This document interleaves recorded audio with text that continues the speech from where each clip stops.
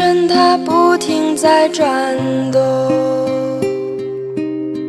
滴答叮答叮答叮答，小雨它拍打着水花，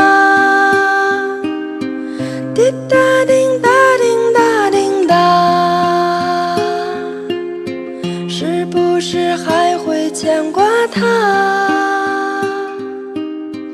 滴答叮答叮答叮答。 Welcome to King Silk Art. This is truly some of the most spectacular art that man has to offer. What you're seeing is this is all silk embroidered, and it comes from a province in China called Suzhou. And this art has been done for over 2,000 years. There are families that were put there by the emperor to embroider his robes. What they do is they'll take all the silkworms, they put them in these baskets and feed them on mulberry leaves. Once the silkworms have matured, they spin into a cocoon.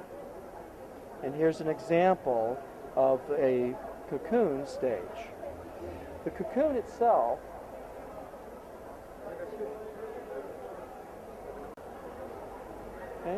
and what they do with this is they'll take a vegetable dye, permeate the silk with the dye.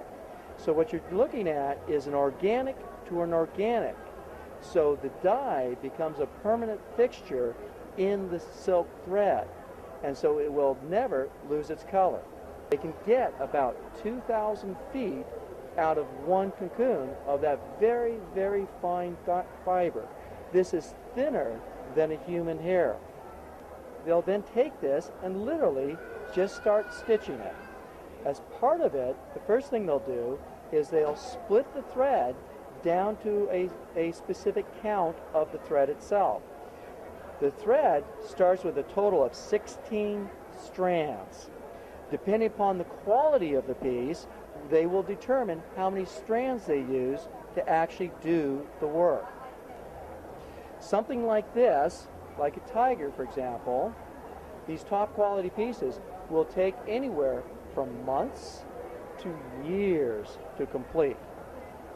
So if we look, for example, at the back of one piece, and here you can actually see that how lovely it actually is.